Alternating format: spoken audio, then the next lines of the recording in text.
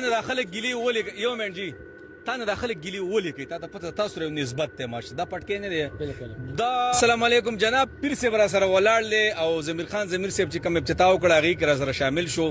تاسو ته پته ده چې د اے آی پوره جاخه سټارټ ده په میډیا باندې اوس پیر صاحب دا د مخامخ دی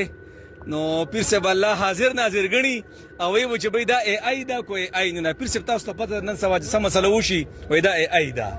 نو ګوره ډېرې جاخې کونجې زم د اے آی ختموي ګوره خیال دې کړی اس یو اپشن به رئیس دی چې به مونږ هر څه وکړو کنه نو بس ای الله بلا وګردنې مولا دغه خبره تر ده نو دا ملګری خو تاسو ته پته ده چې به څومره کتون کې دی هغه ته پته ده چې وای دا ای دا کوی نه ده خو زه به هر کې زم تاسو وضاحت وکړم چې دا صحیح حساب دی دا جاخه کم دی نه صحیح حساب دی دا یار دا پېښور کې یو امیر صاحب ګټ شوی دی ها هغه ډانس کړی هغه خپل بیرته خبرم کلمه کړی دی چا به ما سره واچلی دی والله د ما سره به واچو الګ پیر صاحب دا سر خدا سے پټ لګیدل والله چې وړکی نه کنه آی کې داسې کمالات دي دا ورته کنه زما څخه چا انټرویو کړل هغه به تکړه ما خدای شان ته ګوره ای والله هغه به ګټ کو اصل کې پیر صاحب تا نه داخله ګلی ولې یو منټ جی تا نه داخله ګلی ولې کوي تا ته پته تاسو سره نسبت ته ماشه دا پټکی نه دی دا یو نبی سره ته اشاره کوي محمد رسول الله صلی الله علیه وسلم او یو اسلام یو لوی خاکه پیش کوي نو تا باندې د خلک رد کوي کنه الین کې ډیر خلک ګډیږي څوک بیړو پروا نه کوي تا نه د ګیله خو ولې کوي وجه څه ده نو معنا خلک ګیله دي کوي چې کتل نه ما چې څوک ما وګوري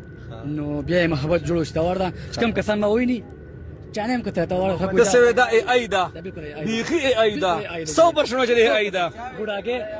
بوډاګه اوټ نه مني دا نه منو څنګه بوډاګه اوټ نه مني او دا ډانس نه دا ای دا ای آی دا نه الګ اے بس یو کار وګزا دا په اسلام باندې عوام باندې بیره بیا پریږدي چې دا ای آی دا څه به څه وایي ینګ لګانه مشران بدوي پیر صاحب خپل خبره خه مضبوط ولاړ او کو پیر صاحب ته بده کې شهرت غواړي بده ګډا کې نو خې مشهور کړي او کوی چې نه شهرت نه غواړم تا ورته او شهرت الله تعالی کړی چې کم کسانو زه ورته دا وګورځيږي رب ذو جلال چې کوم دی هغه نورم تطلب نن سبا چې په دې ټیک ټاک کې د مسلمانانو خزو د بے حیایت او بیا خاص کر د پښتنو پیغلو د بے شرمۍ ته وګورم دا کم حالات چې په دې ټیک ټاک لایو کې روان دي او دا کم بے شرمي روانه ده نو ماته د یو يهودي کمانډر یو جمله را یاد شي سلطان صلاح الدین ایوبی چې کله د جنگ په دوران کې یو يهودي کمانډر غیر کو گرفتاری کو ویني نو دغه يهودي کمانډر سلطان صلاح الدین ایوبی ته دا خبره وکړه چې ستانه بعد به مسلمانانی خزي مونږ داسې حالات ته ورسو چې هغه به بیا ستا په شانتي مرد قلندر مرد مجاهد ځوانانو پیدا کولو قابل پاتې نشي نو ملګرو تاسو په دې ټیک ټاک باندې او په دې ټیک ټاک لایو باندې لږ نظر واچوئ په دې کې چې دا کمی مسلمانانی خزي دي او دا کمی پښتني پیغلي دي او دا بې حیایي پکې شروع ده